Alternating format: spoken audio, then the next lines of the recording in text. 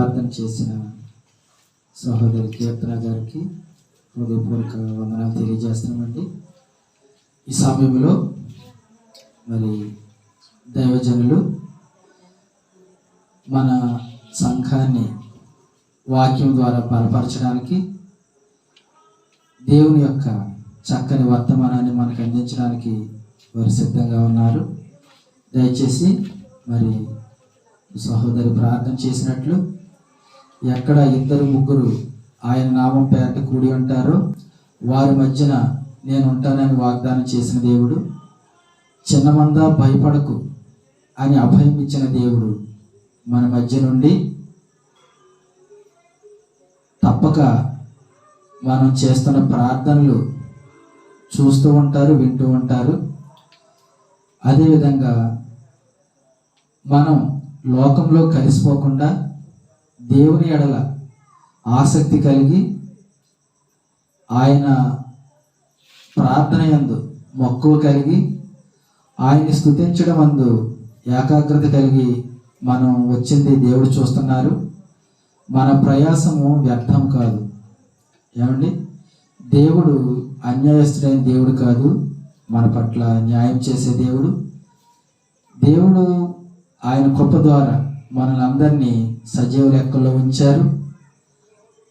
రానున్న కాలమంతట్లో ఆయన వాక్యం ద్వారా మనల్ని కట్టబోతూ ఉన్నారు.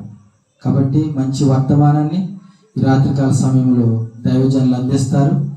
అందరూ కూడా శ్రద్ధతో విని వాక్యమును హృదయంలో భద్రపరుచుకోవలసిందిగా మీ అందరికీ మనవి చేస్తూ దైవజనులు ఆహ్వానిస్తున్నాను. తప్పట్లు కొడుతూ వారిని ఆహ్వానించడం, దేవుని వాక్యాన్ని అందిస్తాను.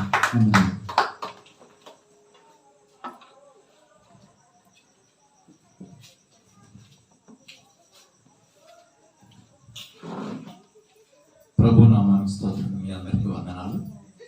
మరి దేవాతి దేవుడు ఈ స్థలంలో మీతో కూర్చుండి ఈ యొక్క సన్నిధిలో ఉండే సమయాన్ని గడిపే అవకాశాన్ని దేవుడు, చక్కని అవకాశం నాకు కూడా అవకాశం ఇచ్చారు. ఈ సమయం ఇచ్చిన దైవజనులకు వందనాలు. నుంచి దేవుని యొక్క కృపతారగా గత కాలం అంతా కాచి కాపాడి ఆయన రెక్కల చాటున భద్రపరిచినటువంటి గొప్ప దేవుడు అండి. 2021 సంవత్సరం అంతా కాచి కాపాడి 2022 సంవత్సరం దేవుడు ఆయన రెక్కల చాటున భద్రపరచడానికి దేవుడు మరొక అవకాశాన్ని దేవుడు మనకి ఇచ్చినట్టు, అందరూ బట్టి ఆయనకి ఏమి ఇచ్చినా మనం రుణం తీర్చుకోలేం. కేవలం ఇలా బ్రతుకున్నామంటే ఆయన కృప వల్లనే మనం ఉన్నామండి. ఈరోజు చూడనటువంటి వారు ఎంతోమంది ఉన్నారు. ఆయన దేవుని సన్నిధిలో గొప్ప భాగ్యాన్ని మనకి ఇచ్చాడు. ఎంతమంది ఉన్నామనేది కాదు, కానీ దేవుని ఎంతగా మనం ఆయన పిలుపు దగ్గరికి వచ్చి ఆయన పిలిచినటువంటి ఆయన సన్నిధిలో మనం ఎంతసేపు గడిపామా అనేది దేవుని యొక్క ఆయన ఉద్దేశం, మంచి ఆలోచన. ఎందుకంటే ప్రతి ఒక్కరిని చూస్తున్న దేవుడు అన్నీ పక్కన పెట్టి ఎవరైతే నా సన్నిధిలో గడుపుతారో వారిని మాత్రమే ప్రేమిస్తుండేటువంటి దేవుడు అండి. ఎందుకంటే ఒకప్పుడు 430 సంవత్సరాలు ఎట్టి చాకరీ చేస్తున్నటువంటి ఆ ప్రజలు ప్రార్థన ఆలకించినటువంటి దేవుడు అండి. దేవునికి స్తోత్రం. ఎందుకంటే వాళ్ళ మొర ఎంతసేపు అంటే చెప్పినటువంటి బాధని తట్టుకోలేక ఆ యొక్క మొరని ఆలకించి మొరపెట్టినటువంటి సమయంలో దేవుడు ఆలకించినటువంటి గొప్ప దేవుడు అండి. వాక్యాన్ని ధ్యానం చేసుకుందాం. దేవుని యొక్క కృప ద్వారాగా దేవుడు ఇచ్చినటువంటి ఈ యొక్క వాక్యాన్ని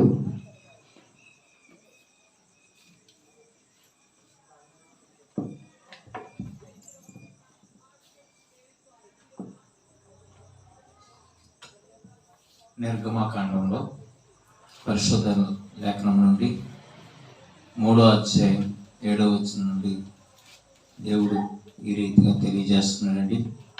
మరియు యెహోవా ఎట్లనెను, నేను ఐగుప్తులో ఉన్నాను, నా ప్రజలు బాధలను నిశ్చయముగా చూచితిని, పనులలోను. దేవుడు ఎట్లా నేను ఐగుప్తులోనున్నా నా ప్రజల బాధను నిశ్చయముగా చూచి తిని నా పనులలో తమ్మును కష్టపెట్టు వారిని బట్టి వారు పెట్టిన మరలను వింటిని. వారు దుఃఖములను నాకు తెలిసి ఉన్నవి కాబట్టి ఐగుప్తీయుల చేతిలో నుండి వారిని విడిపించుటకు ఆ దేశములో నుండి విశాలమైన మంచి దేశమునకు అనగా కానానీయులు, హిత్తీయులు. చాలా చాలు. ఎందుకంటే ఆ ప్రజలందరూ ఎక్కడ ఉన్నారంటే బందీలుగా, బానిసలుగా, ఎట్టి చాకరీ చేయించుకునేటువంటి పరిస్థితిలో ఉన్నారండి. ఆ పరిస్థితి నుంచి దేవుడు ఏం చేశాడంటే వారిని విడిపించడానికి దేవుడు ఒక ప్రణాళిక, 430 సంవత్సరాలు వారు బాధపడుతున్నటువంటి పరిస్థితుల్లో ఏం చేయాలో అర్థం కాక అయోమయ స్థితిలో ప్రార్థన చేసిన దానికి ప్రతిఫలంగా అక్కడే ఉన్నటువంటి మాటని మరొక మాట, అదే 3వ అధ్యాయంలో మొట్టమొదటి నుంచి మోషే మిద్యాను యాజకుడైన ఇత్రో అను తన మామ మందను మేపుచు ఆ మందను అరణ్యము అవతలకు తోలుకుని దేవుని పర్వతమైన హోరేబునకు వచ్చెను. ఒక పొద నడిమిని అగ్ని జ్వాలలలో యెహోవా దూత అతనికి ప్రత్యక్షమాయెను.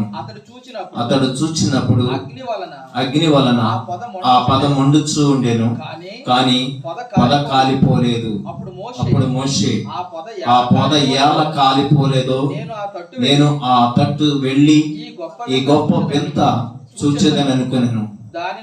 దానిని చూచుటకు అతడు ఆ తట్టు వచ్చుట యెహోవా చూచెను. దేవుడు ఆ పదము నడుములో నుండి మోషే మోషే అని అతన్ని పిలిచాను. అందుకు అతడు చిత్తం ప్రభువా అనెను. అందుకు ఆయన దగ్గరకు రావద్దు, నీ పాదముల నుండి నీ చెప్పులు విడువుము, నీవు నిలుచున్న స్థలము పరిశుద్ధ ప్రదేశం అని. దేవునికి స్తోత్రం. పిలవటానికి చూడండి, మోషే గారు ఉండేటువంటి ప్రదేశం అప్పటి వరకు ఆ ఐగుప్తులో నుండి బయటకు వచ్చి ఆ వ్యక్తి ఎక్కడో జీవిస్తున్నటువంటి ప్రదేశంలో ఇత్రో అనేటువంటి స్థలం, అక్కడ వేరే స్థలం, ఆ మామగారి దగ్గర ఉండి మందను వేపుకునేటువంటి వారిని మళ్ళీ అక్కడికే పంపించడానికి దేవుడు ఏం చేస్తున్నాడు, ఒక ప్రణాళిక వేసుకున్నాడు. ఆ ప్రణాళిక ఏంటనేది ఈరోజు మనం నేర్చుకోవడానికి దేవుడు ఒక ప్రణాళిక వేసుకున్నప్పుడు ఆ ప్రణాళికను మార్చడం ఎవరి వల్ల కాదండి. నేను వెళ్ళనని చెప్పినా కుదరదు. ఆయన కూడా వెళ్ళటానికి ఇష్టపడలేదు. అయినా సరే ఏమంటున్నాడంటే నీ సహోదరుని నీకు నేనేం చేస్తాను, తోడుగా పంపిస్తాను. అందుచేత ఆ కుటుంబాన్ని ఎన్నుకున్నాడు దేవుడు. ఆ కుటుంబాన్ని ఎన్నుకుని ఆ కుటుంబంలో ఉన్నటువంటి ఆ 3 వ్యక్తుల్ని ఎన్నుకున్నాడు. నాయకత్వం చేయడానికి మోషే గారిని, యాజకత్వం చేయడానికి వాళ్ళ అన్న అయినటువంటి అహరోన్ని, ఆ సంఘాన్ని నడిపించడానికి మిరియాముని, ఆ కుటుంబాన్ని ఎన్నుకున్నటువంటి పరిస్థితి కూడా చూస్తున్నాం. దేవునికి స్తోత్రం. దేవుని యొక్క మహాకృప ద్వారాగా 430 సంవత్సరాలు అక్కడ ఎట్టి చాకరీలో నలిగిపోతున్నటువంటి ప్రజలు ఎలాగంటే చెప్పడానికి వీలు కానటువంటి పరిస్థితుల్లో నలిగిపోతున్నారు. ఈరోజు చాలా మంది పరిస్థితి కూడా దేవునికి కాకుండా లోకంలో నలిగిపోయేటువంటి వారు, పాపంలో నలిగిపోయేటువంటి వారు, వ్యసనాలకి బలహీనం అయిపోయినటువంటి వారు ఈరోజు చాలా మంది ఉన్నారు. ఐగుప్తులో రాజు చేతిలో ఉన్నారు, కానీ ఈ రోజు అంతకన్నా భయంకరమైనటువంటి వ్యక్తి చేతిలో ఉన్నారు. అయితే ఆ రాజు కనిపిస్తున్నాడు, ఈ రోజు ఇక్కడ ఈ రాజు కనిపించట్లా. ఈ సాతాను ఏం చేస్తాడంట, ఆ పరలోక సాదృశ్యమైనటువంటి సాతాను ఏం చేస్తాడంటే వెట్టి చాకిరీకి, అంటే దేవునికి కాకుండా, దేవునిలో ఉండకుండా, దేవునికి చెందకుండా చేసి ఏం చేస్తాడంట, వేరుగా చేసి పాపానికి నడిపిస్తూ, పాపంలోనే మగ్గిపోతూ, ఎట్టి చాకిరీకి నలిగిపోయేటువంటి ప్రజలు ఈరోజు చాలా మంది చూస్తున్నాం. ఎందుకంటే దేవుని యొక్క మహాకృప ద్వారాగా దేవుడు చేసినటువంటి మేలు ఏమిటి అని చూస్తే, అక్కడి నుంచి విడిపించడానికి దేవుడు ఆలోచన చేస్తే, అక్కడి నుంచి ఎందుకు అని వాళ్ళు కూడా ఏం చేస్తున్నారంటే విడిపించడానికి, అంటే ఆ ఎట్టి చాకిరీ ఉన్న కాసేపు మాత్రమే, ఆ బాధ వచ్చిన కాసేపే అనుకున్నారు తప్ప తర్వాత పరిస్థితి అంతా కూడా వాళ్ళు అక్కడ తర్వాత కూడా చాలా సార్లు దారిలో కూడా సనుక్కోవడం ఎక్కువైపోయిందండి. ఆ ప్రజలకు ఉండేటువంటి నైజం, ఈరోజు పాపానికి ఉండే నైజం, ఆ పాపాన్ని నడిపిస్తున్నటువంటి నాయకుడైనటువంటి సాతాను యొక్క నైజం ఆ యొక్క ప్రతి ఒక్కరిలో కూడా ఏం చేస్తుందంటే ఏలుబడి చేస్తుంది. ఆ ఏలుబడిలోంచి విడిపించడానికి ఈరోజు మనం దేవుని యొక్క కృప ద్వారాగా కొన్ని మాటలు నేర్చుకోవడానికి దేవుడు అవకాశం ఇచ్చాడండి. ఎందుకంటే రాజు దగ్గరికి వెళ్ళినప్పుడు కూడా వాళ్ళు ఏం చేశారంటే ఒప్పుకోలేదు. ఒప్పుకున్నట్టు ఉందంటారా? ఒప్పుకోలేదు. అసలు మీ రాజు ఎవరో నాకు తెలియదు అంటే, మీ దేవుడు ఎవరో నాకు తెలియదు అని చెప్పాడు.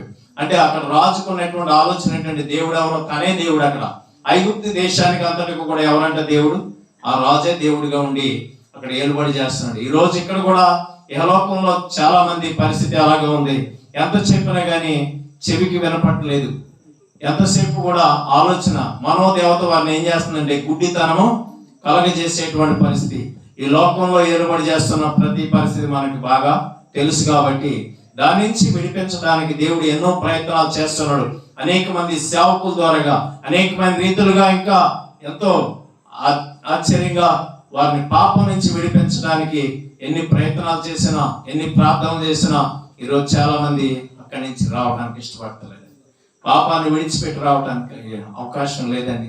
ఎందుకంటే ఐగుప్తు అనేటువంటి ఆ పరదేశం అంతా కూడా సాతాను ఏలుబడి. ఎందుకంటే ఫరో రాజుకు ఉన్నటువంటి సాదృశ్యం సాతానికి సాదృశ్యం.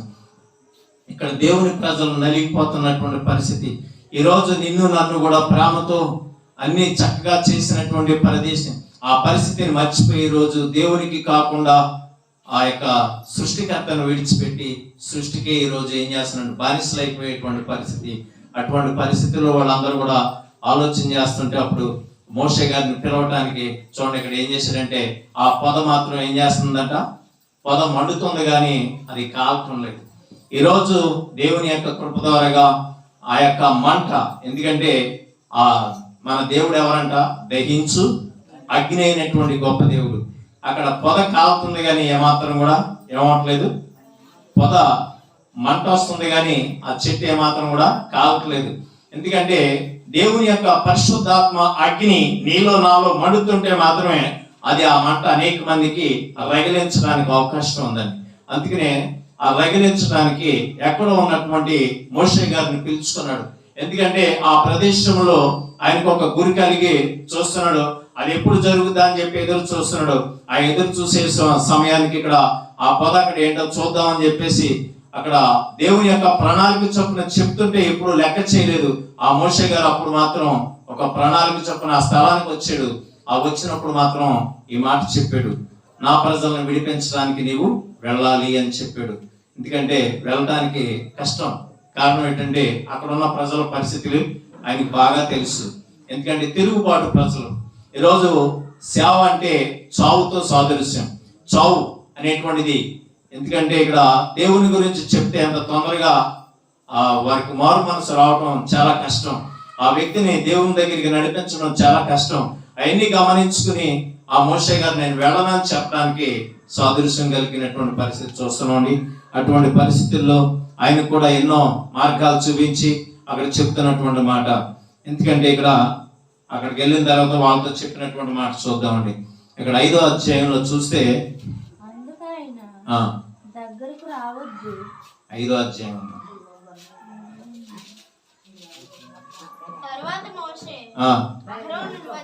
వచ్చి ఫరోను చూచి ఇశ్రాయేలీయుల దేవుడైన యెహోవా అరణ్యములో నాకు ఉత్సాహం చేయుటకు నా జనులను పోనిమ్మని ఆజ్ఞాపించుతున్నాడనేది.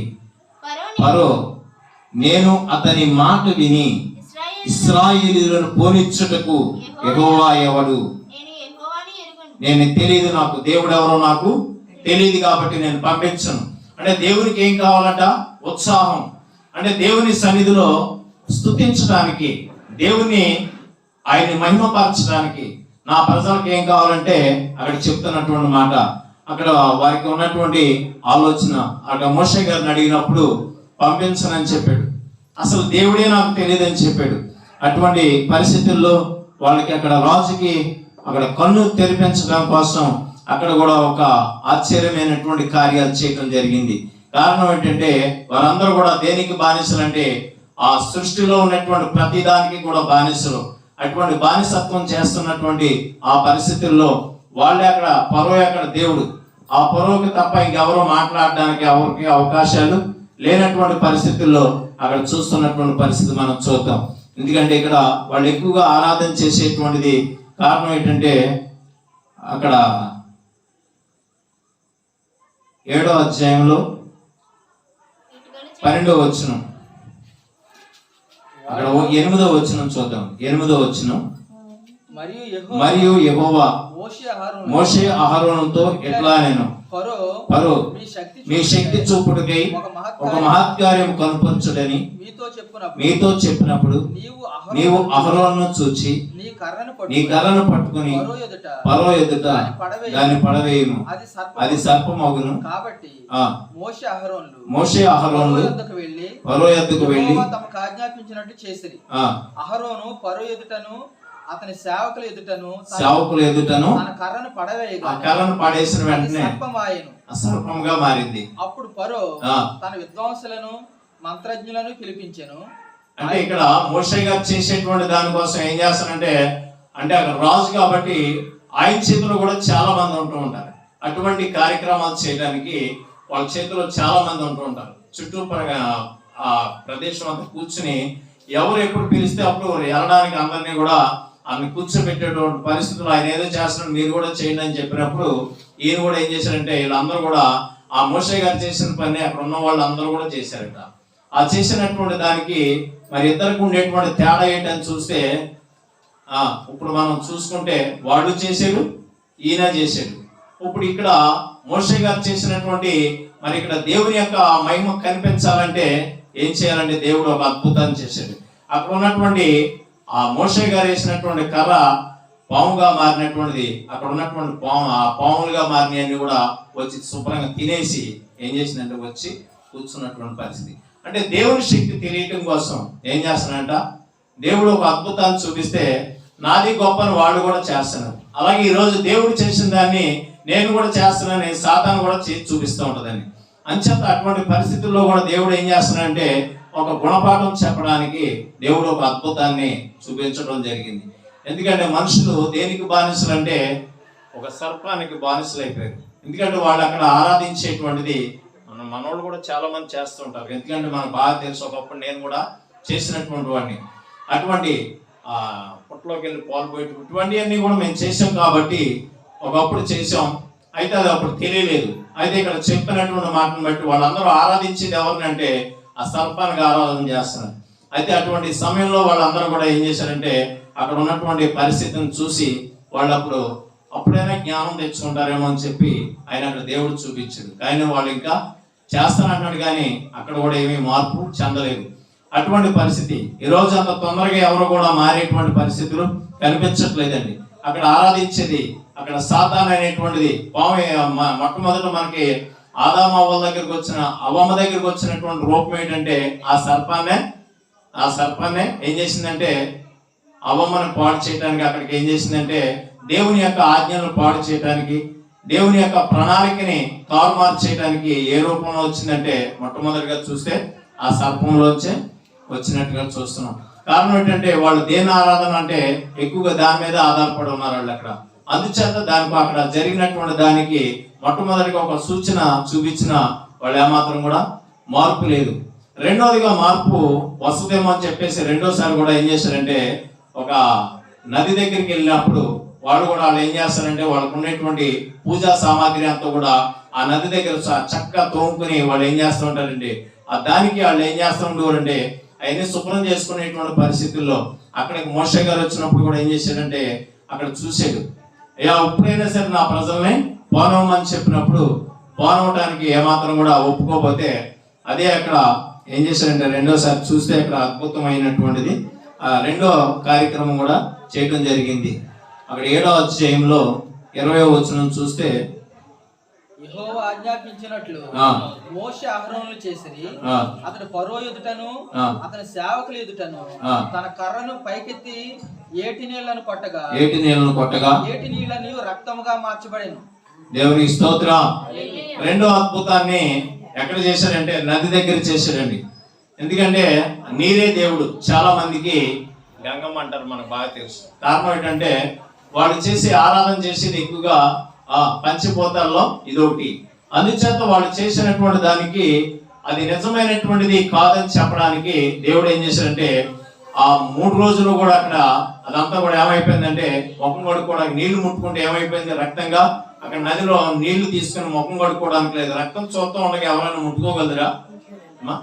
అటువంటి సందర్భం జరిగింది. కారణం ఏంటని చూస్తే దేవుడికి అక్కడ ఉన్నటువంటి ఆలోచన ఏంటంటే ఆ 3 రోజులు కనీసం ఈ రకంగానే తెలుసుకుంటారేమో అని చెప్పి వాళ్ళతో చేస్తుంటే వాళ్ళు ఏమాత్రం కూడా మాట వినలేదండి. విన్నట్టు ఉందంటారా? వినలేదు.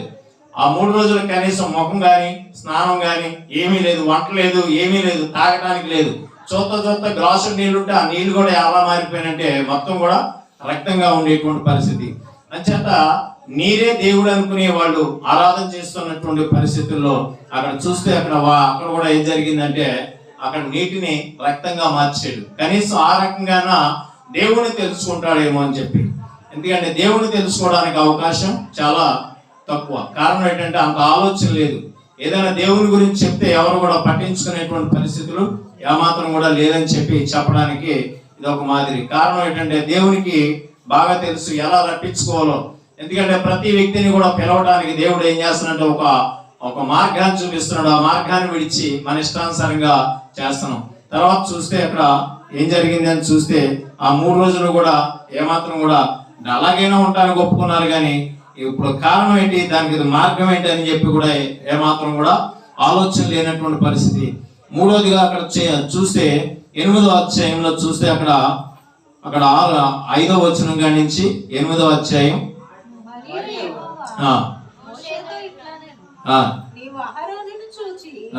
నీ కర్ర పట్టుకొని ఏటి పాయల మీదను కాలువల మీదను చెరువుల మీదను ఏటిపాయల మీదను కాలువల మీదను చెరువుల మీదను నీ చెయ్యి చాపి ఐగుప్తు దేశం మీదకి కప్పలను రాజేయమని అతనితో చెప్పగా అహరోను ఐగుప్తు జనం చెయ్యి చాపెను. ఆ దేశం అంతా కూడా ఏమైపోయిందంటే కప్పలతో నిండిపోయిందండి. దేశం ఎక్కడ గిన్నెల్లో చెంబుల్లో మంచాల్లో మొత్తం కొంచాలు ఏ గిన్నె తెద్దాం, ఏ కంచంలో చూసిన, ఏ మంచం మీద ఏ ఒక స్థలం అనేది లేకుండా సంపూర్ణంగా మొత్తం కప్పలతో నిండిపోయినటువంటి పరిస్థితి. కారణం ఏంటంటే ఒకప్పుడు చాలా మంది వాన రాకపోతే దేనికి ఆరాధించేవారంటే కప్పలకు పెళ్లి చేసి ఆ కప్పలే దేవుడు అని చెప్పేసి చాలా మంది చేసినటువంటి పరిస్థితి. దానికి బదులుగా కప్ప దేవుడు కాదని చెప్పడానికి ఇక్కడ ఏం చేశారట, అన్నం కంచాల్లో కావచ్చు, గిన్నెలో కావచ్చు, పడుకునే మంచాలు కావచ్చు, అడుగు తీసి అడుగు పెడితే మొత్తం అంతా కూడా కప్పలతో. అక్కడ ఎలా ఉంటుందో ఆలోచన చేయండి. ఎందుకంటే ప్రదేశం అంతా కూడా కప్పలతో నిండిపోతే చిచ్చిచ్చి అనేటువంటి పరిస్థితి అయిపోయింది. ఎందుకంటే ఎంతవరకు ఉంటే మంచిదో అంతవరకు ఉండాలి, కానీ ఎక్కువైతే ఏమవుద్ది, అది గుణపాఠం నేర్పడానికి ఏం చేస్తున్నాడు దేవుడు ఒక్కొక్క రీతిగా వాళ్ళకి చెప్తున్నా కానీ ఆ మాత్రం కూడా పట్టించుకోని పరిస్థితి అయిపోయిందండి.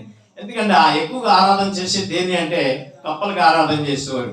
అక్కడ దేశం అంతా కూడా చాలా వరకు మీకు కూడా బాగా పెద్ద వయసు ఉన్నటువంటి వారందరికీ కూడా బాగా తెలుసు. కారణం ఏంటంటే దేవుణ్ణి పక్కన పెట్టి ఏం చేసేవారంటే కప్పలకే చేసేవారు. అందుచేత ఆ దేశం అంతా కూడా ఏమైపోయిందంటే కప్పలతో నిండిపోయేటువంటి పరిస్థితి. ఎందుకు ఇవన్నీ చెప్పడం అంటే ఒక వ్యక్తి దేవుని దగ్గరికి రావాలి అంటే ఆయన ఎన్ని కార్యక్రమాలు చేయవలసి వస్తుందంటే 1 కాదు 2 కాదు, అలాగా వరుసెట్ అన్ని చెప్పుకుంటూ వెళ్తే తర్వాత చూస్తే అక్కడి నుంచి కప్పలతో పాటు తర్వాత పేరు తర్వాత చూస్తే ఈగలు, తర్వాత ఆవు బుగ్గి తీసుకుని వీళ్ళందరికీ చేస్తే అక్కడ ఏమైందంటే వాళ్ళందరికీ దద్దుర్లు రావడం ప్రారంభించింది. వాళ్ళందరికీ కూడా ఏమొచ్చిందంటే దద్దుర్లు వస్తే అది పొంగు కింద మార్చేసారు. అమ్మోరు ఏమంటారు పేరు అమ్మోరు అని చెప్పి పొగలైటం ఏది చేయాలి దూపం అంటే దానికి కూడా ఏం చేస్తారంటే ఎందుకు వచ్చిందో తెలియట్లేదు, అటువంటి పరిస్థితికి అయిపోయారు. అలాగే దేవుడు ఒక్కొక్కటి చేసుకుంటే వెళ్తుంటే ఇంకా మాట అనట్లేదని చెప్పేసి మళ్ళీ వడగండ్లో పంపించడం జరిగింది. ఎందుకంటే వడగండ్లో పంపించిన ఏమాత్రం కూడా అవట్లేదు. ఇక్కడ పరిస్థితి అంతా కూడా అయోమయ స్థితికి వెళ్ళిపోయారు.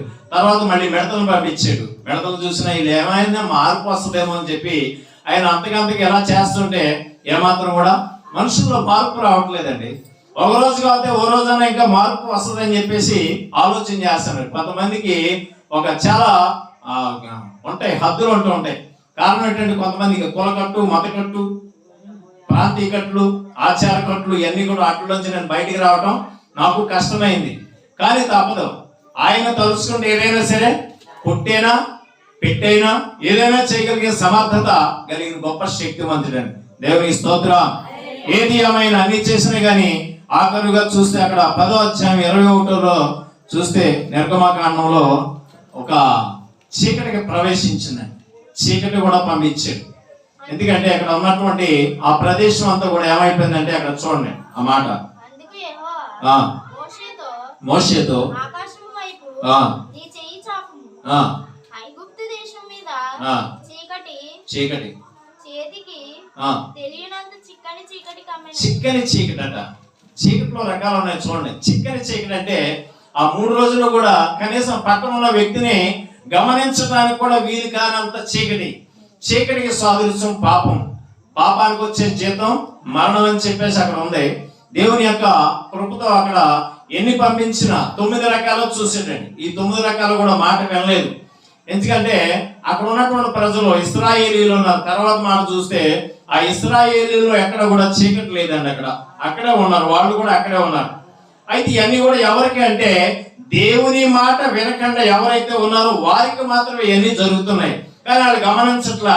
దేవుని బిడ్డలు ఉన్నటువంటి వారికి ఏమాత్రం కూడా అక్కడ హాని అపాయం ఏమీ కూడా లేదు.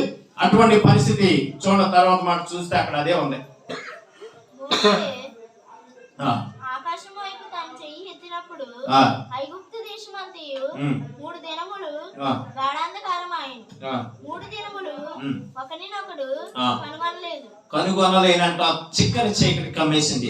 ఎవడును తానున్న చోటు నుండి లేవలేకపోయాను. 3 రోజులు కనీసం చూడండి ఎంత వాళ్ళు గమనించలేనటువంటి పరిస్థితి. పక్కన ఉన్నారు, వాళ్ళ అక్కడ చక్కని పరిస్థితుల్లో ఉన్నారు. చీకటి లేదండి వాళ్ళకి. దేవుని బిడ్డలు కూడా అక్కడే ఉన్నారు. కానీ ఏమాత్రం కూడా వాళ్ళకి హాని అపాయం ఏమీ కూడా లేదు. అందుకని అక్కడ చెప్తున్నటువంటి ప్రతి మాటలో ఉన్న అర్థం. ఎందుకంటే అక్కడ ఉన్నటువంటి తర్వాత మాట చూస్తే 23వ వచనంలో 3 దినములు ఒకనినొకడు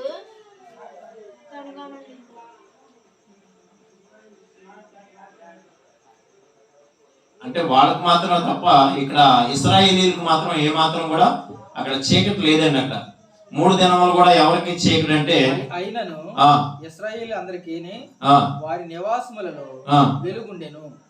ఏముందండి? వెలుగుంది. దేవుని స్తోత్రం. ఆయన మనకు వెలుగుగా ఉన్నాడు. ఆయన చీకటి ప్రపంచం ఎవరిది అంటే పాపంలో మునిగినటువంటి వారు, దేవుని మాట విననటువంటి వారికి మాత్రం ఏముందట? చీకటి ఉంది. దేవుని యొక్క ప్రజలకు ఏముందంటే చక్కని వెలుగు ఉంది. ఎందుకంటే ఆయన వెలుగైనటువంటి దేవుడు. ఆయన మనందరికి కూడా ఏం చేస్తున్నాడంట? చక్కని వెలుగునిచ్చి. ఎందుకంటే ఇక్కడ లోకంలో అందుకునే అక్కడ యోహాను సువార్తలో కూడా చక్కని మాట ఉంది. ఎందుకంటే ఇక్కడ ప్రజలందరూ కూడా ఎక్కడ ఉన్నారంటే చీకటి వారిని చీకటిలోనే ఉన్నారు. కానీ వెలుగుని దేవుడు పంపించినా ఏమాత్రం కూడా లెక్క చేయని పరిస్థితిలో ఉందని చెప్పేసి ఉంది. ఎవరందరూ నన్ను అంగీకరించరు వారందరూ కూడా ఆయన పిల్లలాగటానికి ఏమాత్రం కూడా ఆయన ఇష్టపడుతున్నాడు. ప్రతి ఒక్కరిని కూడా ఎవరైతే అక్కడ చీకటి నుంచి విడిపించుకుని వస్తారో వారందరూ కూడా దేవుని పిల్లలుగా ఉండటానికి దేవుడు ఇష్టపడుతున్నాడు అని చెప్పి దేవుని వాక్యం తెలియజేస్తుంది. ఎందుకంటే ఇటువంటి పరిస్థితుల్లో అక్కడ ఆయన గమనించినటువంటిది ఎన్ని చేసిన మాట వినట్లేదు కాబట్టి అందుకని ఇక్కడ ఏం చేశాడంటే 12వ అధ్యాయంలో ఆయన మోషే గారికి తెలియజేసినటువంటి మాట. అయితే మాట వినలేదు కాబట్టి నువ్వు పని చేయమని చెప్పి 12వ అధ్యాయం మొట్టమొదటి నుంచి చూస్తే వాళ్ళందరినీ కూడా ఒక పని చేయమని చెప్పాడు. ఎందుకంటే అహరోను ఐగుప్తులో ఉండగా యెహోవా వారితో ఇలాగూ సెలవు ఇచ్చెను, నెలలలో ఈ నెల మీకు మొదటిది, ఇది మీ సంవత్సరములకు మొదటి నెల. ఈ నెల అంటే వాళ్ళు అక్కడ చెప్పినటువంటిది యూదుల క్యాలెండర్ లో మొట్టమొదటి నెల అని చెప్పి వాళ్ళకి చెప్తే మనోళ్ళు ఇప్పుడు ఏం చేస్తున్నారండి? ఇప్పుడు ప్రారంభం అంటే మనకి తెలుగు నెలలో చెప్తారా? తెలుగు నెల మనకి తెలుసా? మనకి చిత్రం అయ్యి తెలుగు నెలలు. అయితే ఇటువంటి ఆ యూదుల నెలలు వేరు, తెలుగు నెలలు వేరు, ఇందులో ఉండేటువంటి ఇంగ్లీష్ నెలలో వేరు. అందుచేత మనం ఏం చేయాలంటే అక్కడ వాళ్ళు అక్కడ పాటించిందేమో అది, కానీ మన వాళ్ళు ఇక్కడ పాటించింది ఏం చేస్తున్నారట చూడండి. దశమి నాడు వారు తమ తమ కుటుంబముల లెక్క చొప్పున ఒక్కొక్కడు గొర్రె పిల్లనైనను మేక పిల్లనైనను అనగా ప్రతి ఇంటికి. ఇక్కడ ఎవరైనా ఇప్పుడు ప్రతి ఒక్కరు రైతాంగం కానీ ఎవరైనా కానీ ఏం చేస్తూ ఉంటారండి ఎక్కువగా, ఇది దేనికి అంటే రేపు పండుగ వస్తుంది కదా, ఏం చెప్తారమ్మా ఎప్పుడైనా విన్నారా ఈ మాట? ఒక మేకపోతను కానీ లేకపోతే ఒక కోడిని కానీ ఇది ఏం చేస్తే ఎప్పుడు దాకా ఇది దానికోసమని మనోడు ఒక బండ గుర్తు అనమాట. తర్వాత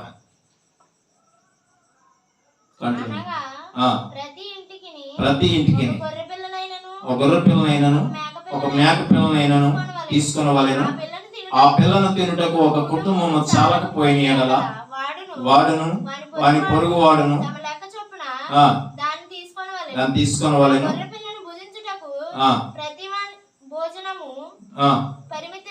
పరిమితిని బట్టి లెక్కింపవలెను. అంటే అక్కడ మేకపోతుని తినడానికి ఎంతైతే మనకి సరిపోతారా, లేకపోతే మనకు ఉన్నటువంటి వారిని అక్కడ లేనటువంటి వారిని వాళ్ళు ఆహ్వానించుకోమని చెప్పారు. కానీ ఇప్పుడు ఆహ్వానించేది అంతా ఎవరిని అంటే మన బంధువులు ఏ మూల ఉన్నారో ఎక్కడున్నారో మనందరినీ పిలుచుకునేటువంటి ఇప్పుడు పరిస్థితి అనమాట. అందుకని ఇది మనకి అర్థమైపోతే చాలని. తర్వాత కంటిన్యూ. నిర్దోషమైన ఏడాది మగపిల్లను తీసుకొని వాళ్ళను గొర్రెలలో నుండినైనను మేకలలో నుండినైనను దాన్ని తీసుకొని వచ్చును. ఈ నెల 14వ దినము వరకు. ఎంతమ్మా? మనం కూడా ఎప్పుడు పెట్టుకున్నాం అంటే దేవుణ్ణి జ్ఞాపకం చేసుకోవడానికి ఏ రోజైనా పర్వాలేదు, కానీ అప్పుడు వాళ్ళు అక్కడ క్యాలెండర్లో ఉన్నటువంటి యూదుల క్యాలెండర్లో ఉన్నటువంటి దాన్ని బట్టి వాళ్ళు చేస్తున్నారు. మనం బట్టి ఇప్పుడు వీళ్ళు ఏం చేస్తున్నాం? మనం దేవుని సన్నిధిలో ఉండటానికి మనం ప్రయత్నం చేస్తున్నాం. మిగతా వాళ్ళు చేసే పనులు ఏంటంటే లోకంలో ఉన్నటువంటి పరిస్థితి. తర్వాత ఇప్పుడు ఈ 3 రోజులు ఏం చేయాలంటే అక్కడ ఉంది. కంటిన్యూ. ఈ నెల 14వ దినం వరకు మీరు దాన్ని ఉంచుకొనవలెను. తరువాత ఇశ్రాయేలీయుల సమాజపు వారందరూ తమ తమ కుటుంబంలో సాయంకాలం మందు దాన్ని చంపి దాని రక్తము కొంచెము తీసి తాము దాన్ని తిని ఎండ్ల ద్వారా బంధపు నిలువు కొమ్ములు పై కొమ్ములు మీదను చల్లవలెను. ఎందుకంటే గుమ్మానికి ఉండేటువంటిది ఆ రక్తాన్ని ఏం చేయమన్నాడు? గుమ్మానికి ప్రోక్షించండి. దేవుని యొక్క కృపతో ఎప్పుడైతే ఏ గుమ్మానికైతే ఈ రక్తం ఉండదో ఆ గుమ్మానికి దేనికి గుర్తు అంటే రక్షణకి గుర్తు. అది ఆయన ఒక నిబంధన పెట్టాడు, కానీ మాట వినట్లేదు కాబట్టి వాళ్ళు ఒక నిబంధన పెట్టుకున్నారు. ఏంటి ఆ నిబంధన అంటే వాళ్ళ చీకటి ప్రపంచంలో ఉండటానికి వాళ్ళు ఇష్టపడుతున్నారు. కానీ ఇక్కడ దేవుని పిల్లలైనటువంటి వారికి ఇశ్రాయేలీయులకి మోషే గారు చెప్పినటువంటి ఒక నిబంధన చెప్పాడు. దేవుని యొక్క కృపలో ఉండాలి అంటే అక్కడ సరైనటువంటి గుణపాఠం దేవుడు నేర్పించాలంటే వీళ్ళు ఏం చేస్తున్నారంటే ఇక్కడ ఆ గొర్రెపిల్ల యొక్క రక్తాన్ని ఏం చేయాలంటే ముందు ఆ నిలువు కొమ్ములకి ఆ పై కమ్మికి కూడా రాయమని చెప్పి దేవుడు అక్కడ నిర్ణయించినటువంటి పరిస్థితి. తర్వాత అగ్ని చేత కాల్చబడిన ఆ మాంసమును పొంగని రొట్టెలను అప్పుడు తినేటువంటిది పొంగని రొట్టెలు. కానీ ఇప్పుడు మనం వండుకుని ఇప్పుడు పొంగని అంటే ఏంటి? అరిసెలు. అప్పుడేమో చపాతీలు పొంగనటువంటివి. అప్పుడు తినేమో దేవునికి నిబంధన కలిగినటువంటిది. అయ్యో అప్పుడు చెప్పిన మాట వాళ్ళందరూ కూడా తినేటువంటిది ఏంటి అని చూస్తే చపాతీలు తప్ప వాళ్ళకి ఇంకేమీ లేదు. కానీ ఇప్పుడు కూడా పొంగని రొట్టెలు ఇప్పుడు కూడా చేస్తున్నారు. ఎందుకంటే ఎలాగ నొక్కిచ్చేసేది ఏంటంటే అరిసెలు మాత్రమే.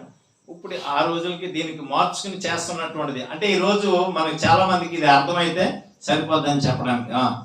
చేదు కూరలతో దాన్ని తినవలను, దాని తలను దాని కాళ్ళను దాని ఆంత్రములను అగ్నితో కాల్చి దాన్ని తినవలను. దానిలో ఉడికి ఉడకనిదైనను నీళ్లతో వండబడినదైనను తినకూడదు. ఉదయకాలం వరకు దానిలోని దేది మిగిలింపకూడదు. ఉదయకాలం వరకు దానిలో మిగిలినది అగ్నితో 11వ వచనం మీరు దాన్ని తినవలసిన విధమేనగా మీ నడుము కట్టుకుని మీ మీ చెప్పులు తొడుక్కుని మీ కర్రలు చేత పట్టుకుని త్వరపడచ్చు దాన్ని తినవలెను. అది యెహోవాకు పస్కా బలి. ఏంటంట దేవుడు ఏర్పాటు చేసిన ఏంటి? పస్కా బలి. ఆయన మన కోసం ఏం చేస్తున్నాడంట? పస్కా బలిని. అంటే ప్రతి ఒక్కరి కోసం ఏమయ్యాడంటే ఒక గొర్రె పిల్లను వధించడానికి. అందుకే ఆయన చెప్పిన ప్రతి మాటలో ఉన్న అర్థం ఏంటంటే లోక పాపములు మోసుకొని పోవచ్చున్న దేవుని గొర్రె పిల్లగా అక్కడ సాదృశ్యం కలిగినటువంటిది దేవుడు అక్కడ నియమించినటువంటిదిగా మనం చూస్తున్నామండి. అంటే దానికి బదులుగా అంటే యేసయ్య మన కోసం చేసినటువంటి దాన్ని గుర్తు చేసుకోవడానికి ఇక్కడ మోషే గారి ద్వారా ఒక నడిపించినటువంటి విధానం మనకి కనిపిస్తుంది. కానీ ఇక్కడ చూస్తే వాళ్ళందరూ ఎప్పుడైతే ఇలా చేశారో ఆ 3 రోజులు కూడా ఏం చేశారంటే దేవునికి పనికొచ్చే రీతిలో చేసినటువంటి పరిస్థితి. అయితే అక్కడ ఆ సమయంలో మరి అక్కడ జరిగినటువంటి పరిస్థితి చూస్తే అక్కడ దేవుని యొక్క కృపతో ఎవరు కూడా బయటికి రావడానికి వీలేదని 3 రోజులు కూడా లోపల ఏం చేస్తారంటే ప్రార్థనలో ఉండిపోయారండి. వాళ్ళు పస్కా బలి తింటూ దేవుని గుర్తు చేసుకుంటూ దేవుని సన్నిధిలో కనీసం ఆ బయట ఏమొస్తుందంటే మీకు ఒక భయంకరమైనటువంటి ఒక ఉగ్రత దేవుడు పంపిస్తున్నాడు కాబట్టి ఎవరో కూడా తలుపు తీయడానికి వీల్లేదని చెప్పి ఏం చేశాడంటే దేవుని సన్నిధిలో అలాగ ఉండమని చెప్పి అందరికీ చెప్పినప్పుడు ఆ పరిస్థితిని బట్టి దేవుడు అక్కడ ఏం పంపించాడని చూస్తే 29వ వచనంలో చూస్తే అక్కడ కనిపిస్తుందండి.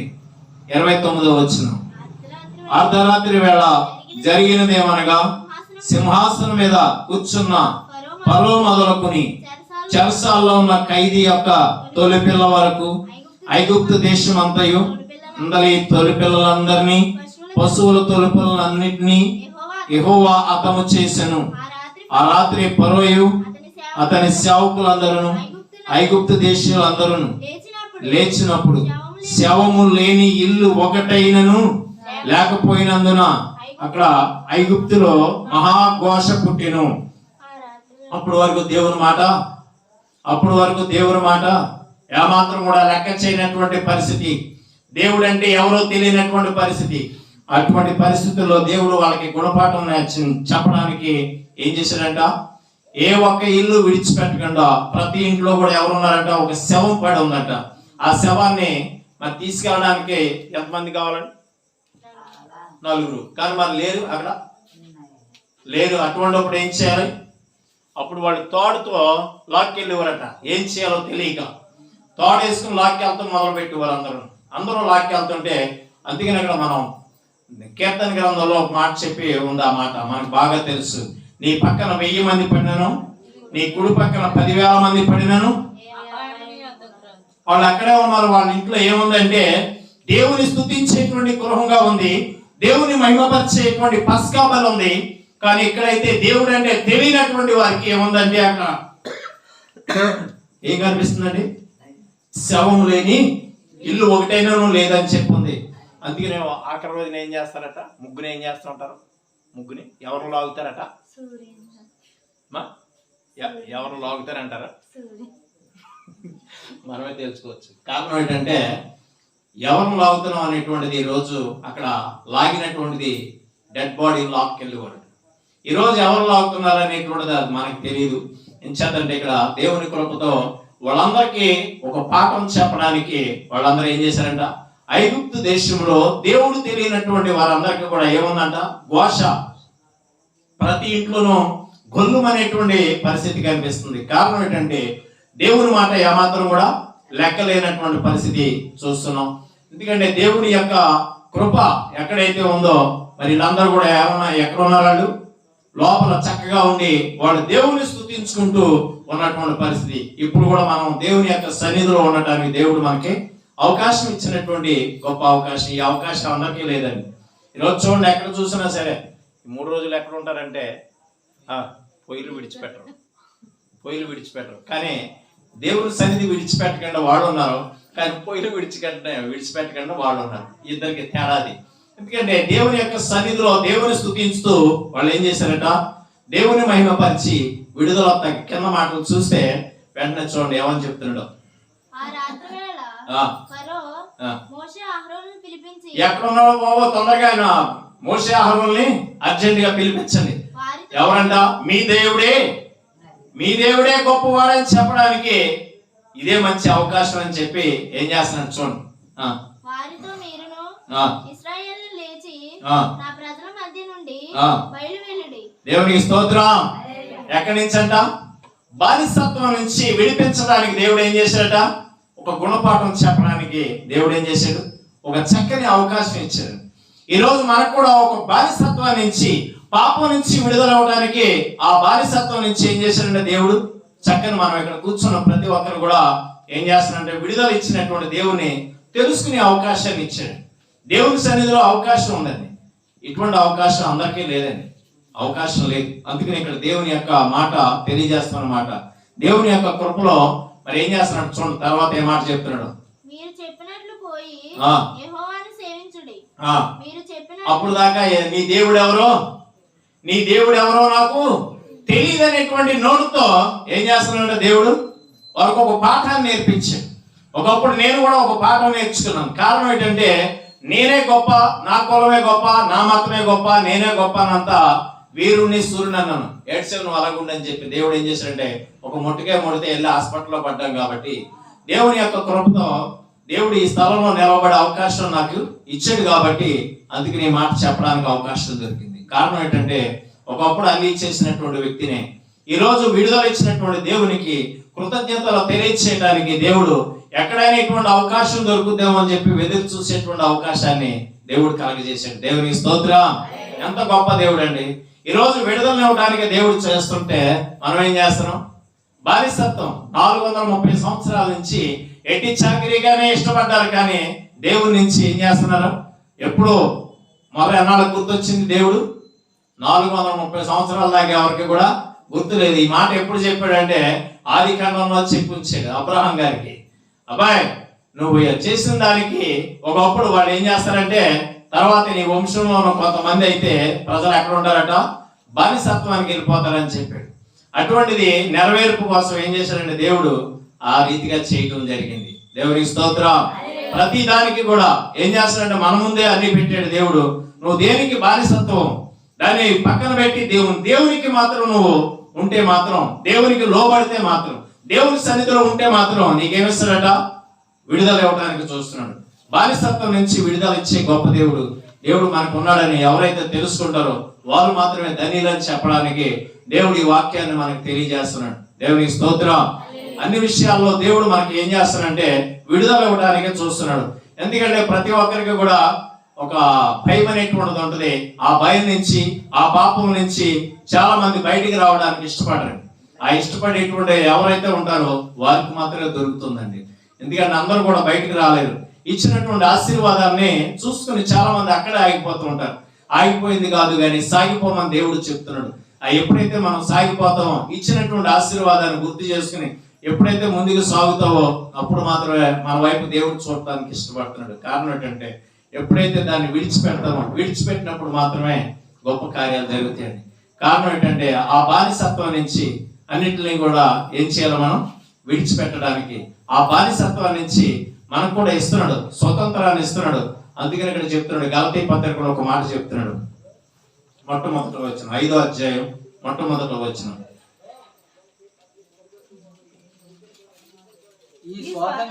ఈ స్వాతంత్ర్యం అనుగ్రహించి క్రీస్తు మనలను స్వతంత్రులుగా చేసి ఉన్నాడు. కాబట్టి మీరు స్థిరముగా నిలిచి ఏం చేయాలంట? ముందు మనం స్థిరంగా నిలబడేటువంటి అవకాశం కావాలండి. ఎందుకంటే నిలబడే అనుభవం చాలా మందికి ఉండదండి, కష్టం. కారణం ఏంటంటే కొంతమందికి ఆ నిలబడే అనుభవం అందరికీ ఉండదండి. కారణం ఏంటంటే మనం ప్రతి విషయంలో కూడా నిలబడే అనుభవం ఎప్పుడైతే వస్తుందో దేవుడు కొన్ని అనుభవాలు నేర్పిస్తూ ఉంటాడండి. అనుభవం ఎప్పుడంటే ఒకటో అనుభవం నిలబడే అనుభవం కావాలి. ఎందుకంటే మన బరువు అంతా దేని మీద ఉంటుంది? శీలమంటూ ఆ నిలబడేటువంటి అనుభవం. చాలా మంది నిలబడలేరు. కొంతమంది పరిస్థితిని బట్టి నుంచోలేనటువంటి పరిస్థితి, నిలబడలేరు. కొంతమంది కూర్చోలేరు. కొంతమంది ఓపికతో ప్రార్థన చేయలేరు. దేవుని సన్నిధిలో నిలబడాలంటే కష్టం. ఎందుకంటే ఆ యొక్క మాట ముందు నిలబడే అనుభవం కావాలి. నీకు ఇచ్చిన స్వాతంత్రాన్ని ఎవరైతే పట్టుకుని నిలబడతారో వారు ధన్యులని చెప్పి దేవుని వాక్యం తెలియజేస్తుందండి. ఎందుకంటే మనం ఎప్పుడు కూడా మగసిరి కలిగి ఉండమని చెప్పి దేవుని వాక్యం తెలియజేస్తుంది. హోషేయ గ్రంథంలో చూస్తే 12వ అధ్యాయంలో చూస్తే అక్కడ యాకోబు అనేటువంటి ఆయన ఏం చేశాడట? మగసిరి కలిగి ఏం చేశారంటే అక్కడ నిలబడినటువంటి పరిస్థితి చూస్తున్నాం. ఎప్పుడు దాకానండి? మగసిరి కలిగి ఉన్నటువంటి పరిస్థితి చెప్తున్నాడు ఆయన.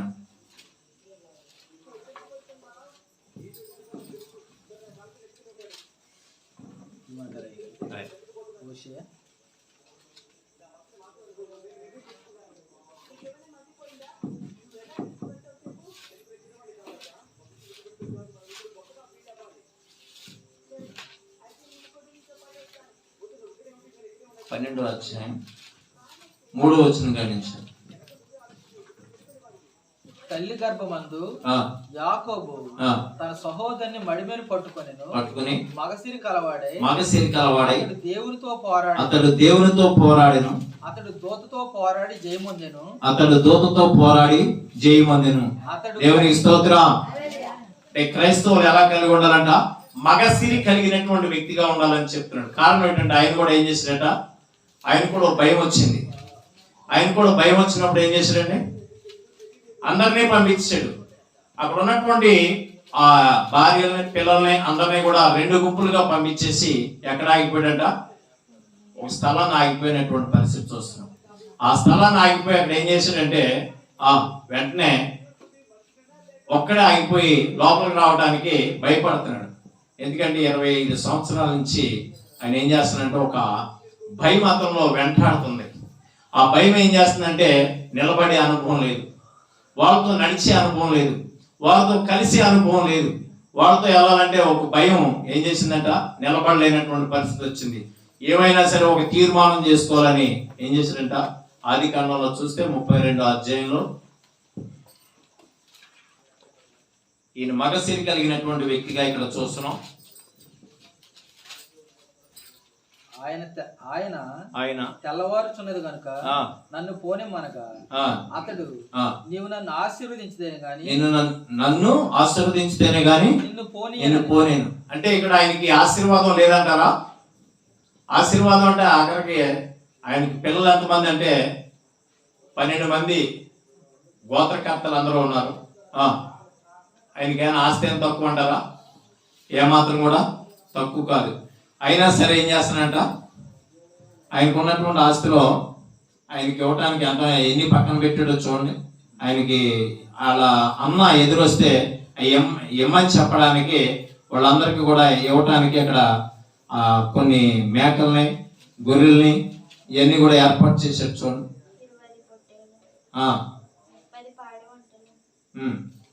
13వ వచనం కాడి నుంచి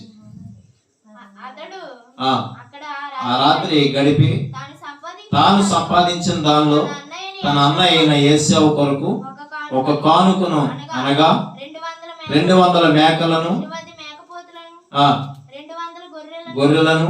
20 పొట్టేళ్లను, 30 పాడి ఒంటెలను, వాటి పిల్లలను, 40 ఆవులను, 10 ఆబోతులను, 20 ఆడుగాడిదలను తీసుకొని వేరువేరుగా తన దాసుల చేత చేతికి అప్పగించి మీరు మందకు నడుమ ఎడమ నుంచి నాకంటే ముందుగా సాగిపోండి అని తన దాసులతో చెప్పాను. మరియు వారిలో మొదటి వానితో నా సహోదరుడని యాషావు నిన్ను ఎదుర్కొని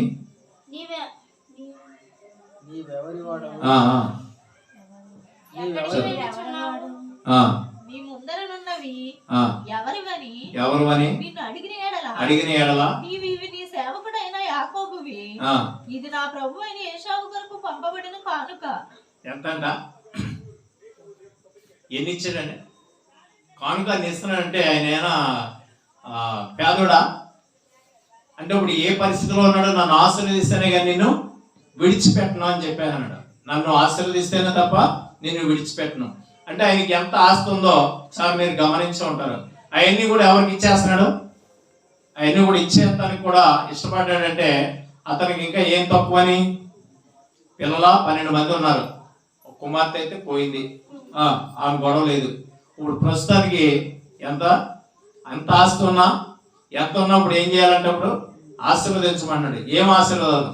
మనకు ఇక్కడ కూర్చున్న వాళ్ళకు కూడా మనకు కూడా ఒక ఆశీర్వాదం కావాలని మనం కూడా వచ్చాం. మంచిది. మనకు కావాల్సిన ఆశీర్వాదం ఏమిటి? ఈరోజు మనకు కావాల్సింది ఏంటి? ఆయన అదే అడుగుతున్నాడు అక్కడ. మగసిరి కలిగినటువంటి యాకోబు కూడా అడుగుతున్నాడు, ఏంటి ఆశీర్వాదం అంటే చూస్తే అతను లోపల పనిచేస్తుంది, ఒక భయం పనిచేస్తుంది. ఈరోజు చాలా మంది మనుషుల్లో భయం చాలా మందిలో పనిచేస్తూ ఉంటుంది. అందులో యాకోబు కూడా ఒక భయం అనేది కలగజేసింది. కారణం ఏంటంటే ఆయనకు ఉన్నటువంటి ఆస్తి అంతా ఉంది, కానీ ఏంటి ఆ భయం అంటే వాళ్ళ అన్నగారు ఎక్కడ చంపేస్తాడేమో అని చెప్పి భయం. 25 సంవత్సరాల నుంచి ఎదురు చూస్తున్నటువంటి పరిస్థితి. మనుషుల్లో కూడా చాలా మందికి భయం అండి. ఒక బలహీనత ఉంటే భయం, డబ్బు ఎక్కువ ఉంటే భయం, ఏదైనా ఒక జబ్బు ఉంటే భయం. అటువంటి లోకం మీద చాలా మందిని చూస్తున్నాం. అటువంటిది ఇక్కడ యాకోబు గారు కూడా ఒక భయం ఉంది. ఏంటి ఆ భయం అంటే వాళ్ళ అన్నయ్య చంపేస్తాడేమో, అప్పటికే 400 మందిని తీసుకుని వస్తున్నాడని చెప్పేసి, నిన్ను చంపడానికి వస్తున్నాడని చెప్పి చిన్న కబురు అందింది. ఆ కబురు అందితే 2 గుంపులుగా పంపించాడు. ఒక గుంపును చంపేసిన రెండో గుంపు అన్న ఉంటది అనేటువంటి ఆలోచనతో పంపిస్తున్నాడు.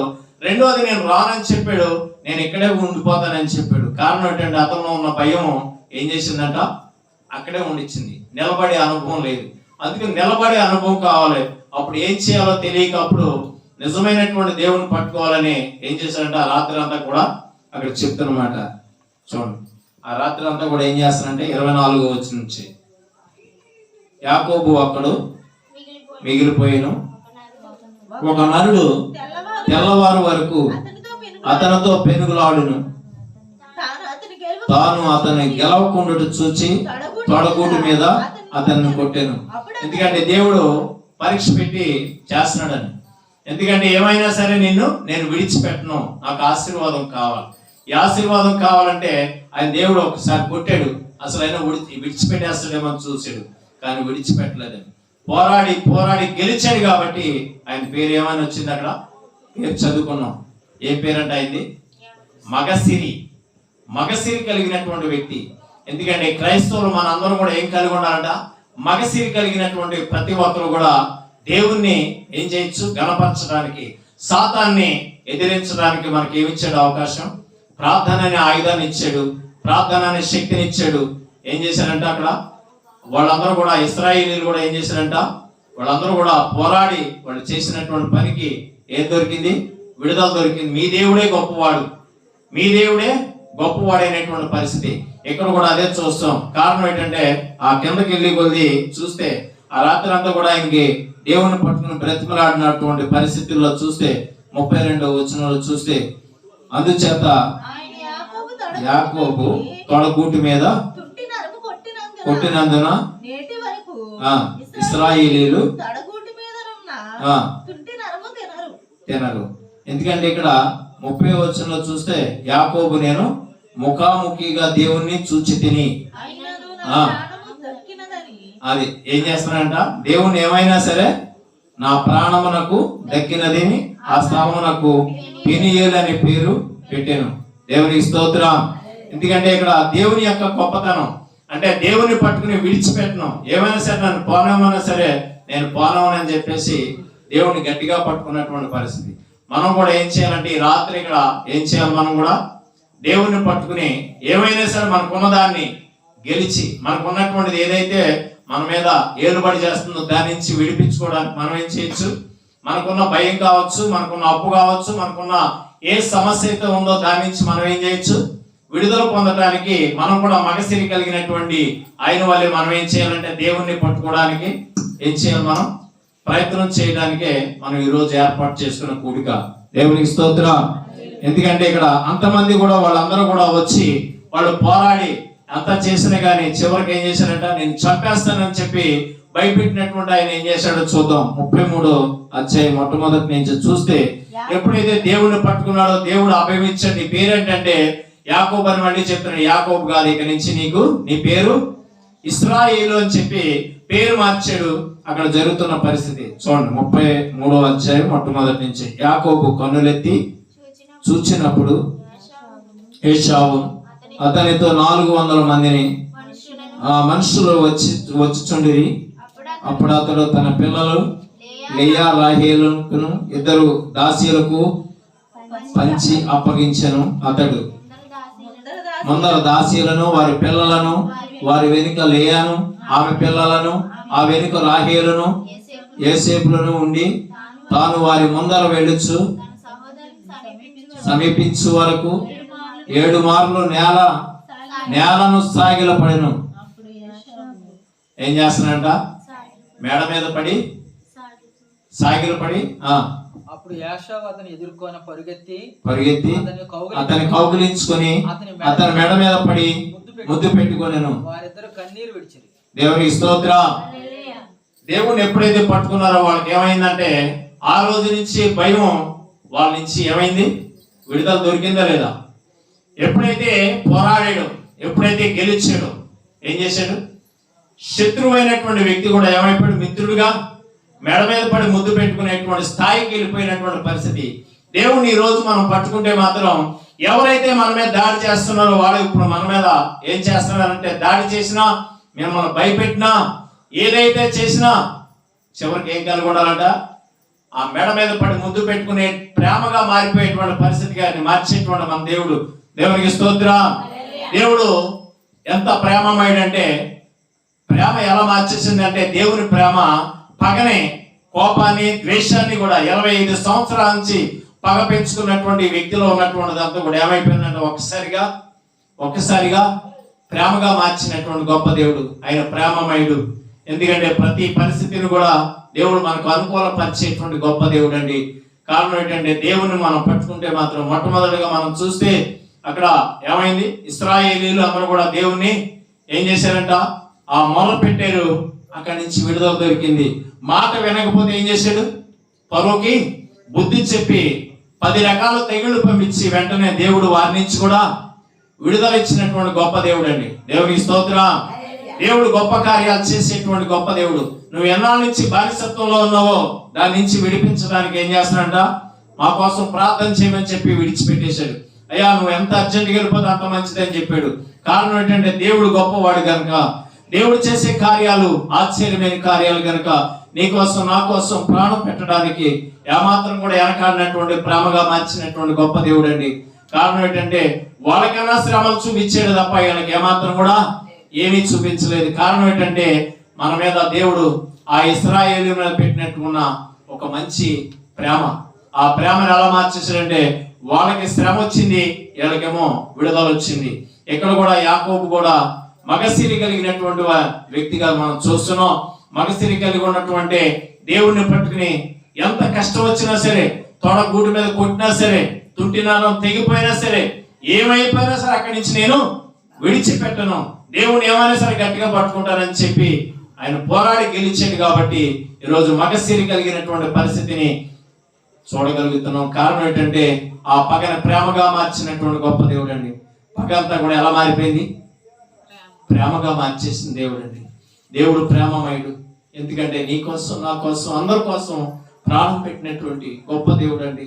అటువంటి ప్రేమమయుడు మనం కలిగి ఉన్నామంటే గొప్ప ఆశ్చర్యం అండి. ఈరోజు మనకున్నటువంటిది ఏదైనా ఉందా, ఏ శ్రమ అయినా, ఏ సమస్య అయినా, మనకు చెప్పుకోలేనటువంటి సమస్య ఏదోనా దాన్ని విడిపించడానికి, దాని నుంచి విడుదల ఇవ్వడానికి దేవుడు ఎప్పుడు కూడా మన వైపు చూస్తూ ఎదురు చూస్తున్నటువంటి గొప్ప దేవుడు అండి. మన కోసం ప్రాణం పెట్టడానికి ఏమాత్రం కూడా వెనకాడలేదు. ఎంత అంటే లోకాన్ని ప్రేమించినంతగా ప్రేమించినటువంటి గొప్ప దేవుడు అండి.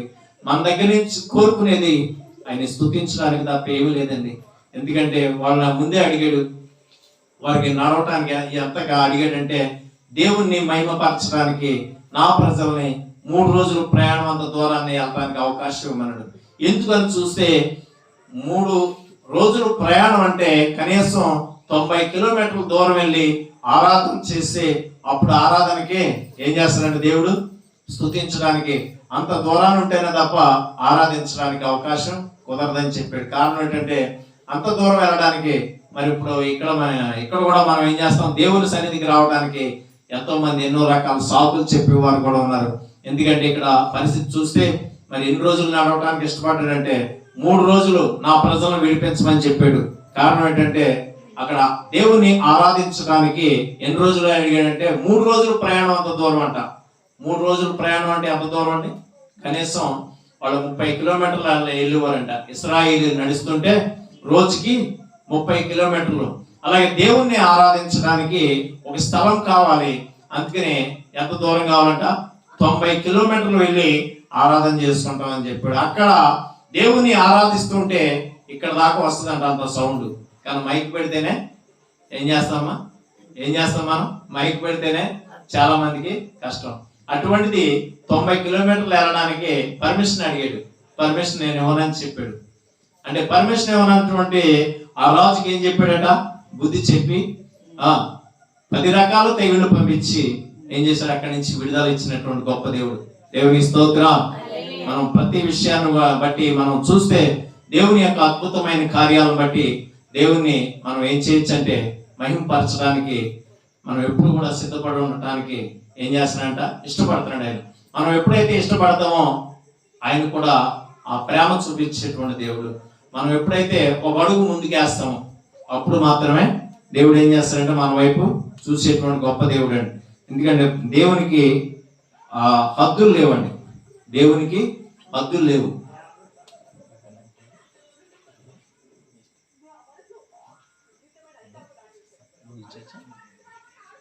మంచిదండి.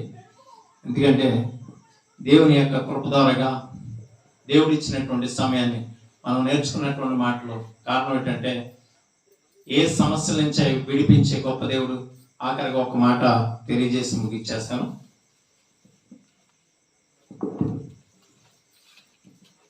అపోస్తలుల కార్యం 16వ అధ్యాయం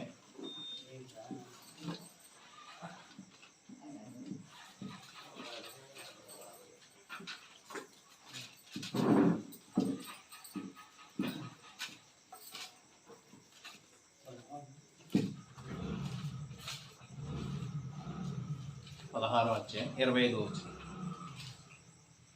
అయితే ఆ, మధ్యరాత్రి వేళ మధ్యరాత్రి వేళ పౌలు శీలయు దేవునికి ప్రార్థించుచు కీర్తనలు పాడుచు ఉండిరి. ఖైదీలు వినుచుండిరి. అప్పుడు అకస్మాత్తుగా మహాభూకంపము కలిగిన. చెరసాల పునాదులు అదిరెను. వెంటనే తలుపులన్నీ తెరుచుకొనెను. అందరి బంధకములు ఊడెను. దేవుని స్తోత్రం. ఆ రాత్రి అంతా కూడా వాళ్ళు చేసినటువంటిది పరిస్థితి ఏంటని చూస్తే అక్కడ ఒక చిన్నది కేకలేస్తూ దెయ్యం పట్టి బాధపడుతున్నటువంటి పరిస్థితుల్లో ఆమెకున్నటువంటి బలహీనత నుంచి ఎప్పుడైతే విడిపించాడో అక్కడ జరుగుతున్న కార్యక్రమాన్ని చూస్తే అక్కడ వాళ్ళకున్న వ్యాపారం పడిపోయిందండి. ఆ వ్యాపారం పడిపోవడం వల్ల వాళ్ళందరూ కూడా ఆ పౌలు శీలను వాళ్ళు తీసుకెళ్లి ఎక్కడ పెట్టారంటే చావిట్లో పట్టుకుని కొట్టడం మొదలుపెట్టి ఏం చేశారంటే చెరసాల్లో వేయించారు. ఒళ్ళంతా దెబ్బలతో బాధపడుతున్నారు. ఒళ్ళంతా రక్తమే. కానీ అటువంటి పరిస్థితుల్లో బంధించి ఉంచితే ఆ రాత్రి అంతా కూడా వాళ్ళు ఏం చేశారంట, చక్కగా పాటలు పాడటం మొదలు పెట్టారంట. ఆ రాత్రి అంతా కూడా పాటలు పాడుతున్న సమయంలో, అర్ధరాత్రి సమయంలో పాటలు వాళ్ళందరూ కూడా పాడుతున్నటువంటి పాటలకి దేవుని యొక్క అద్భుతమైన కార్యం చూస్తే, ఎందుకు ఆ పాటను చూస్తే ఏంటి ఆ పాట అంటే దేవుని ప్రేమ ఇదిగో. అంటే దేవుని ప్రేమ వలన ఇగో మాకు ఈ దెబ్బలని చెప్పి వాళ్ళకి ఆ రీతిగా చెప్తూ ఉన్నటువంటి పరిస్థితిని చూస్తే ఆ పాట ద్వారాగా వాళ్ళకి ఏమైందంట, దేవుని యొక్క గొప్ప కార్యం చూడగలిగారు. దేవుని ఎప్పుడైతే స్తుతించడం మొదలు పెట్టారో కష్టం వచ్చింది, బాధ వచ్చింది, ఏంటి అక్కడ చూసిందని చూస్తే చివరికి దెబ్బలే తప్ప ఏం దొరకలేదు. కానీ అక్కడ ఉన్నటువంటి పరిస్థితిని చూస్తే ఆ అర్ధరాత్రి సమయంలో దేవుని మహిమపరుస్తుండగా వాడుకున్న అక్కడ వినేటువంటి ఖైదీలందరూ కూడా ఈ అర్ధరాత్రి సమయంలో ఏంటో మాబో ఈ గోలేంటని చెప్పని అంటాం మానేసి ఏం చేశారంట, వాళ్ళు కూడా దేవుని మహిమపరచడం మొదలు పెట్టారట. అర్ధరాత్రి సమయంలో వాళ్ళకి అక్కడ దెబ్బలతో ఆ బాధపడుతున్నా గాని అమ్మా అబ్బా అయ్యా అంటూ మానేశారు. ఏం చేస్తున్నారని చూస్తే ఒక చక్కగా దేవుని మహిమపరచడం మొదలు పెట్టారేమో. ఈ దేవుని ఎప్పుడైతే మహిమపరిచారో వాళ్ళకున్న బంధకాలన్నీ కూడా వెంటనే విడిపోవడం జరిగింది. దేవుని స్తోత్రం. నీకు బాధ వచ్చినా సమస్య వచ్చినా కానీ దేవుని ఎప్పుడైతే మహిమపరుస్తావో ఆ దేవుని మహిమపరచడం వల్ల అక్కడ చివరికి ఆయనకి దెబ్బలైతే తగిలినాయి కానీ అక్కడ ఉన్నటువంటి వారి బంధకాలన్నీ కూడా విడిపోయినాయి. కారణం ఏంటంటే ఆ కుటుంబంలో ఉన్న ఒక వ్యక్తి కావచ్చు, ఆ ఆ ప్రార్థనా శక్తి వల్ల ఆ ఇంట్లో ఇబ్బంది కలిగించవచ్చు, కానీ చివరికి ఆ కుటుంబం అంతా కూడా ఏం జరుగుతుందంటే రక్షణ పొందడానికి, వారికి ఉన్న బంధకాలని ఊడిపోవడానికి దేవుడు ఏం చేస్తున్నాడు, అవకాశాన్ని కల్పించినటువంటి గొప్ప దేవుడు. దేవునికి స్తోత్రం. ఆ రాత్రి అంతా కూడా జరిగినటువంటి దాన్ని చూస్తే, అక్కడ ఉన్నటువంటి పరిస్థితి, ఈ భూకంపం ఇదంతా జరిగిన దాన్ని చూస్తే అక్కడ ఉన్న అధికారికి భయం వేసింది.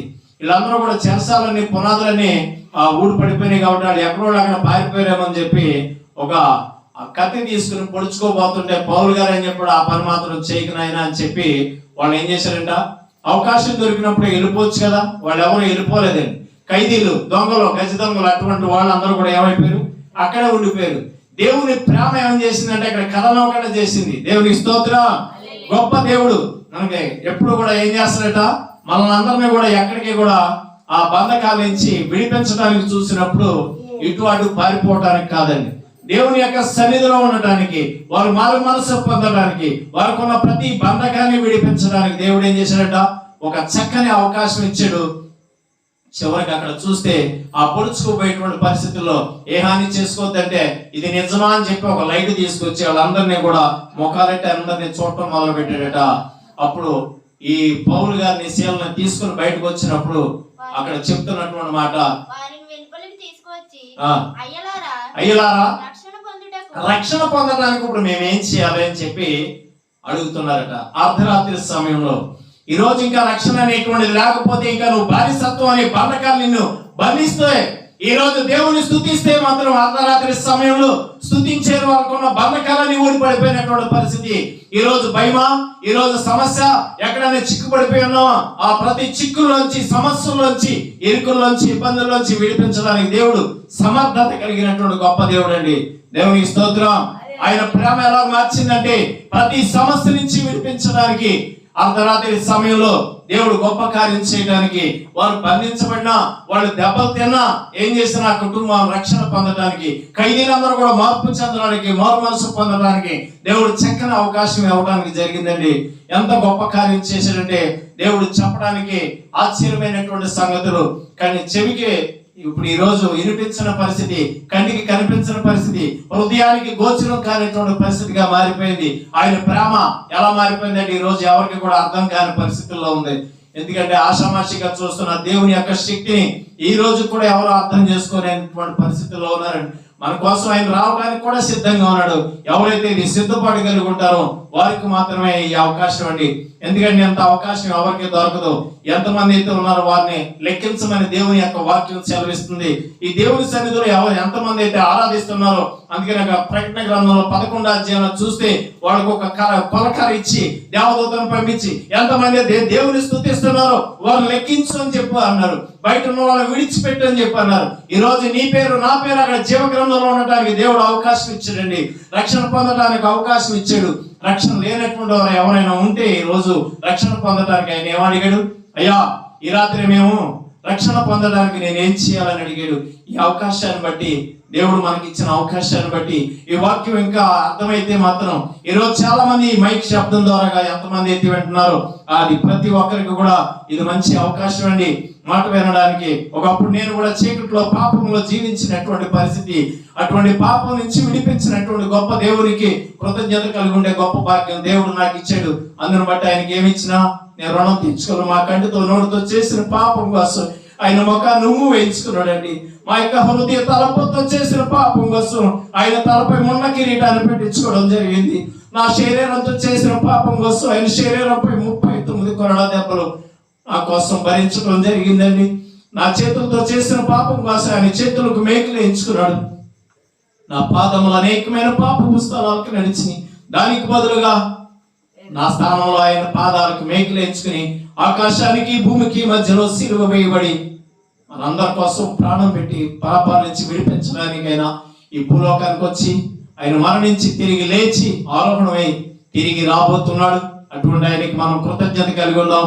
ఈ మాటలో దేవుడు దీవించి ఆశీర్వదించును గాక. ఆమేన్. సమయం ఇచ్చిన దైవజనులకి వందనాలండి.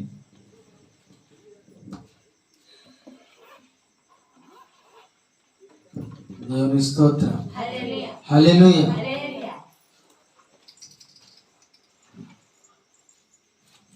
దేవుని యొక్క లేఖన భాగాలు మోషే గారు, అహరోను గారు ఐగుప్తు దేశం నుంచి దేవుని యొక్క ప్రజలను మరి వెలుపలికి తీసుకొని వెళ్ళడానికి చేసిన అద్భుతములను గూర్చి 10 అద్భుతములను గూర్చి, అదేవిధంగా మగసిరి కలిగి యాకోబు ఏ విధంగా దేవునితో పోరాడి ఆశీర్వాదాన్ని పొందుకున్నాడు ఆ వృత్తాంతమును, మరియు గాయాలతో ఉన్నప్పటికీ దేవుణ్ణి స్తుతిస్తూ చెరసాలలో పౌలు శీలలు ప్రార్థన చేసి అక్కడున్న ఆ జైలు అధికారి రక్షణ మార్గంలోనికి నడిపించిన విధమును, మరి మనందరికీ దేవుని లేఖన భాగాల్ని వివరించిన దైవజనులు సమూయేలయ్య గారికి మరొకసారి హృదయపూర్వక ధన్యవాదాలు తెలియజేస్తున్నానండి.